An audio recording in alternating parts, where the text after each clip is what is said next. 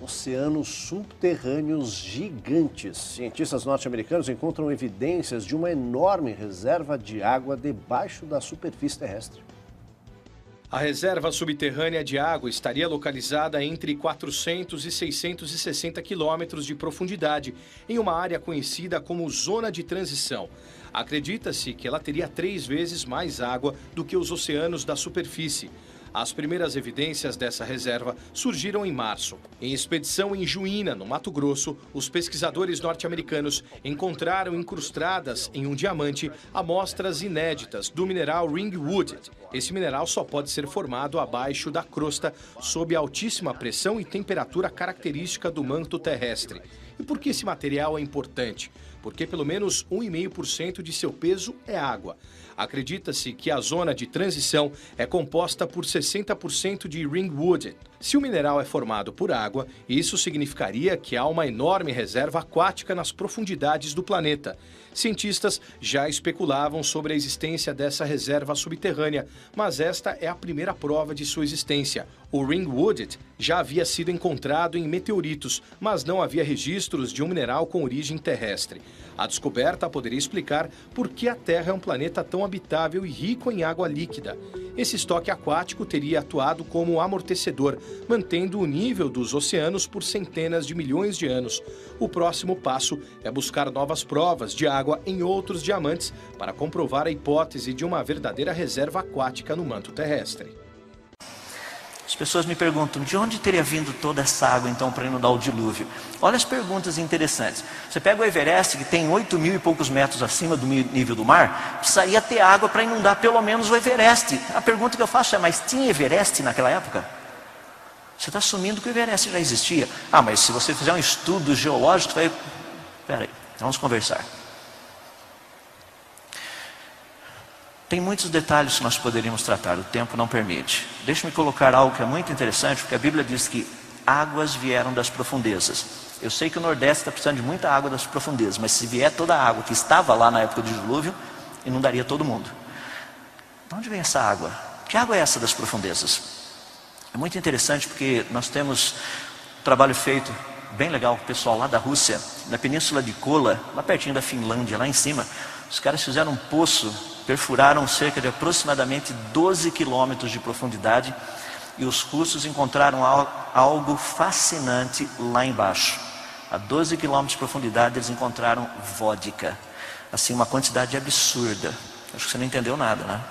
Encontrar vodka a 12 quilômetros de profundidade, eles encontraram água a 12 quilômetros de profundidade. Água! Agora, o que essa água está fazendo lá embaixo? Essa é uma pergunta que todo mundo estava curioso. Porque tem um outro grupo na Alemanha fazendo uma pesquisa também. Isso daí foi mais fácil saber o que eles encontraram, porque estava na Bavária. Então eles fizeram uma perfuração de 9 quilômetros de profundidade, encontraram água. Não sei se você está entendendo o que está acontecendo, mas não deveria haver água a essa profundidade. Quando os cristãos falavam que Deus abriu as portas do grande abismo e água chegou até a superfície, as pessoas olhavam para a gente e falavam assim, cristão tem umas ideias estranhas, né? Esses caras acreditam em tudo. Não, nós não acreditamos em tudo, a gente acredita na Bíblia. A Bíblia diz que tinha água lá embaixo, e tinha água lá embaixo porque esses caras estão encontrando água. Olha que fascinante, isso é uma reportagem agora, em março desse ano. Publicação de março de 2014. Encontraram um diamante lá em Rondônia, Rondônia. E nesse diamante, 1,5% do seu peso é água. Agora está todo mundo falando que lá embaixo, no passado, havia um grande oceano. Embaixo da crosta terrestre, lá embaixo. Sabia há quanto tempo a gente está falando isso? Tem noção? A gente está quase fossilizando de falar isso para esse pessoal. Agora eles estão concordando. Agora eles olham e falam, olha, é verdade. Meus irmãos, tem cristãos que acham que o dilúvio bíblico foi um mito. Não foi. O dilúvio bíblico foi um fato histórico muito bem narrado. Nós sabemos até mesmo de onde teria vindo essa água. Deixa eu fazer só um cálculo para você ver como é legal, para saber para onde foi a água. Lembra que Deus, quando Ele descreve a cronologia do dilúvio, Deus está tratando com seres humanos inteligentes, que somos nós. É por isso que ele nos dá o enunciado do problema. Olha que coisa interessante. Ele nos diz que no dia 17 do 7º mês do ano 600, a arca repousa sobre as montanhas do Ararat. No dia 1º do dia 10 do ano 600, aparece o cume das montanhas, o topo das montanhas. E nós fomos informados que as águas tinham prevalecido 15 côvados acima das montanhas mais altas. Então é possível colocar toda essa informação junta, seria mais ou menos assim. 17 do 7, 1 do 6, 17 do 7, 150 dias depois que o dilúvio começou. 1 dos 10 do ano 600 seria o dia 223. Então nós temos uma diferença de 73 dias e 15 côvados de água teriam baixado. O resto agora é fácil. Por quê? Você tem o raio da Terra, 6.378 quilômetros. Você coloca 15 côvados de água aqui em cima, que são mais ou menos 7,5 metros. Então você pode pegar e fazer os dois que já estão ali. Faz o cálculo do volume, que não é lá grande coisa, dá 3,8 vezes 10 elevado a 15 metros por segundo. O tempo foi 73 dias, ou 6.307,200 segundos, para ser mais preciso. Se você dividir o volume pelo tempo, você tem a vazão. Fazendo esses dois, você sabe que a vazão foi de nada mais, nada menos do que 600 bilhões de litros por segundo. Em outras palavras, a vazão do rio Amazonas é aquele pouquinho ali, 209 mil metros cúbicos por segundo. Se você somar a vazão de todos os rios do planeta Terra, a vazão é menor do que 1 milhão de metros cúbicos por segundo. A vazão que está sendo dada ali na Bíblia é de 600 vezes mais. São 600 milhões de metros cúbicos por segundo. Significa que tem um oceano nascendo. E sabe o que eu acho impressionante? As pessoas olham para mim e falam: hã? Eu falei: mas, rapaz, isso aí é continha do ensino médio. Tem que saber isso daí para passar no vestibular. Eu nem coloquei integral, não coloquei nada, e é o básico.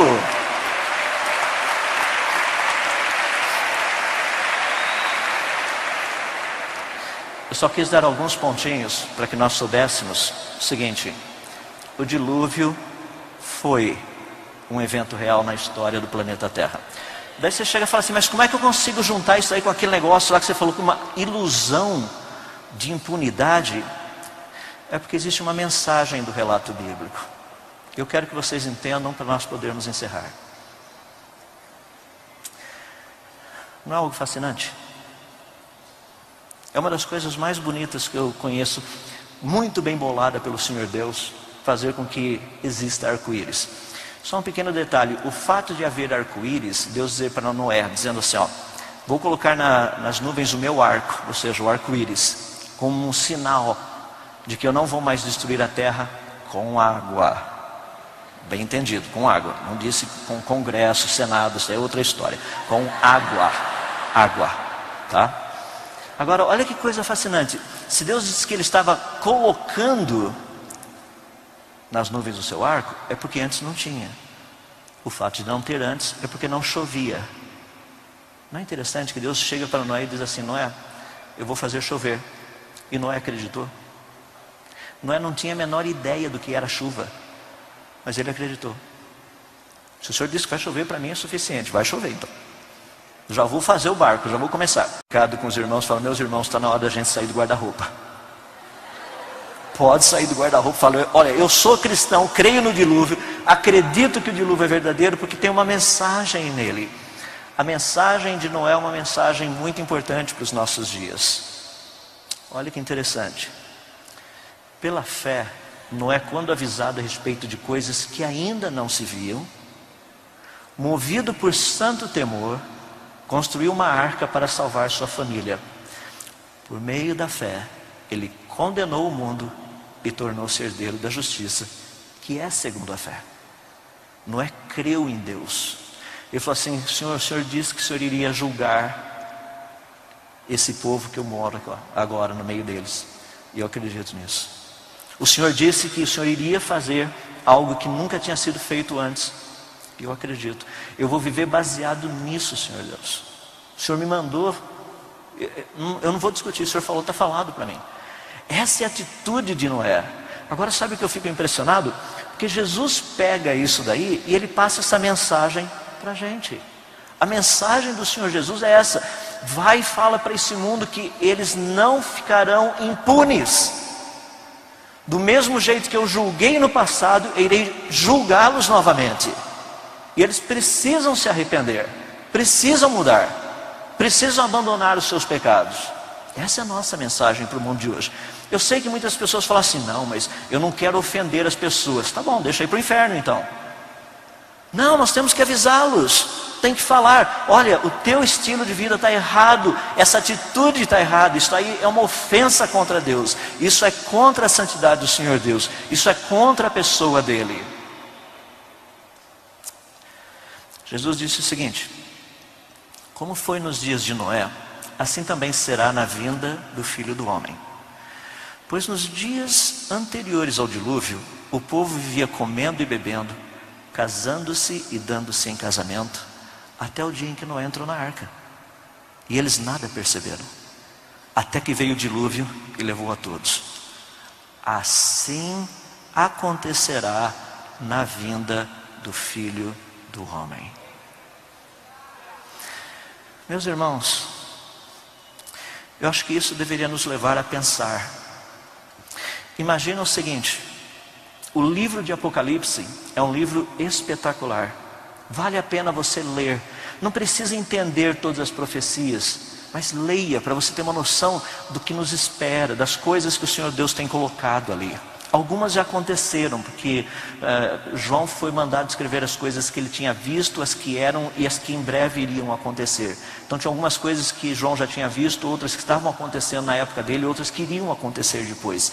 O livro de Apocalipse é um livro espetacular. Quando chega no capítulo 5, eu acho que é ali onde existe aquela quebra da dinâmica, porque no capítulo 5, literalmente João está tendo uma visão espetacular, tem um livro para ser aberto, e é feito um exame assim, de ponta a ponta no céu. Todas as criaturas, todas foram examinadas, e nenhuma delas foi achada digna de abrir o livro. Nenhuma. Sabe o que significa nenhuma? Não teve um anjo no céu que foi achado digno. Não teve um ser humano que foi achado digno. Não teve uma potestade que foi achada digna. Ninguém foi achado digno. É por isso que aquele que diz que voltaria para julgar esse mundo com poder e autoridade, o texto fala dele. O texto termina dizendo, no meio do texto diz o seguinte: e disse-me um dos anciãos: não chores, eis aqui o leão da tribo de Judá, a raiz de Davi, que venceu para abrir o livro e desatar seus 7 selos.